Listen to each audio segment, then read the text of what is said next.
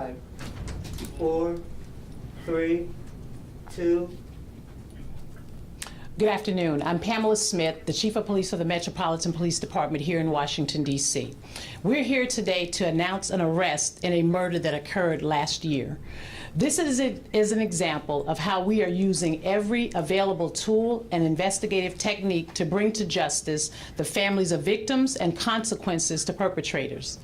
This investigation took over 8 months of diligence and dedication on the part of our homicide detectives, which brought this case to this point. I'll turn it over to Assistant Chief Leslie Parson, who oversees our Investigative Services Bureau, to provide you with additional information on what brought us to this investigation at this point. Thank you, Chief. Good afternoon, everybody. I am Leslie Parsons. I am the Assistant Chief of the Investigative Services Bureau for the Metropolitan Police Department. Since last July, our homicide detectives have been pouring through evidence to bring those perpetrators to justice that took the life of 31-year-old Nasrat Ahmed Yar. Nasrat was working as a Lyft driver in the early morning hours of Monday, July 3rd, 2023. He was working extremely hard to support his family. He had just dropped off a passenger and was sitting in his vehicle when he was approached by several young suspects. It appears through our investigation that these suspects may have been trying to take his vehicle. During that interaction, one of the suspects shot Nasrat. They then fled from the scene, running through an alley, where they were captured by surveillance video that was instrumental in solving this case. We released that video and called on our community for help. Thanks to some tips and some diligent work on behalf of our detectives, they narrowed in on a 15-year-old male from Northeast as the primary suspect. Yesterday, in partnership with the Office of Attorney General, a D.C. Superior Court custody order was signed for that 15-year-old. He was arrested by the Capital Area Regional Fugitive Task Force earlier this morning, and he's been charged with felony murder while armed.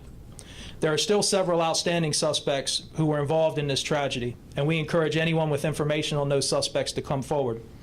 The reckless actions of these teens cost a man's life and shattered a family just starting out on their journey in this country. No arrest will be able to make them whole, but today's news sends a message loud and clear to those looking to introduce guns on our streets. Our detectives do not rest until the reckless actions like this are met with severe consequences. I'll now turn it back over to Chief Smith. I just want to take a few moments just to speak to the community. I want to tell the community, first of all, thank you for your support. Thank you for providing information to bring us to this point with respect to the closure in this case. I said to you last year, everything that we do, everything we set out to do as an agency, we want to do it with your input. And I heard you, and I hear you loud and clear. I want you to know that we are also turning trends with regards to our crime. Our crime is down right now nearly in every category year to date, including our shootings and our carjackings. And we are doing everything we can to work with our youth. And I'm in regular contact with our schools and our youth leaders to make sure that we are intervening before another child gets to this path or this point. We are also working to expand our CCTV network and make cameras more accessible to our residents. We are listening to you, and we are more present in our communities than we've ever been. We will now take a few questions about this case. You mentioned how instrumental the surveillance video was. Did someone recognize the person through that video, and how many leads came in?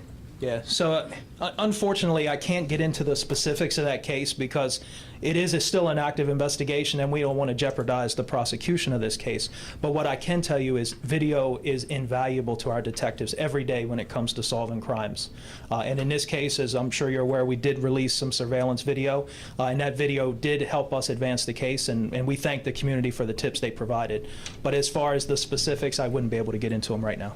And how many do we think you guys are still searching for? How many other people? So I would say at this time we are still searching for several other suspects.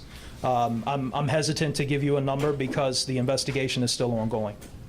This may be along similar lines, but can you confirm that he is one of the boys we see in that video? I wouldn't be able to confirm that to you. Take a couple more. Anybody else? Okay, all right, thank you.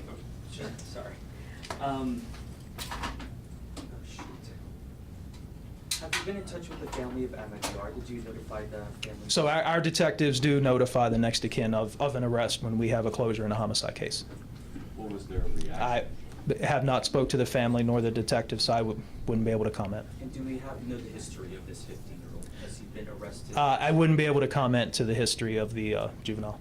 Can either of you comment, I know every case matters to you, but here you have a guy who's helped the U.S. military in Afghanistan, comes back only to be killed, unfortunately, on the streets of D.C. after he had served this country, fled the Taliban. I mean, does that affect you emotionally at all as you do this case? I mean, do you want to comment on just the fact this guy, he really helped the United States? Right, and I think, I mean, and not to isolate any person who has been a victim of a crime, but I think we take personally every single victim, whether it's a homicide case or whether it's a assault with a deadly weapon or any shooting or any incident that occurs across the District of Columbia.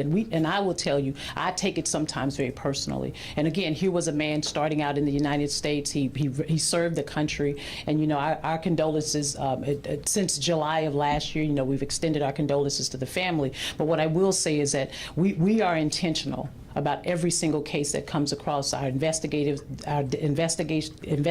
desk, our homicide branch, and we work very diligently. This took us 8 months, and what we want to always make sure is that we have all of the investigative tools and everything that we need to bring these folks to justice.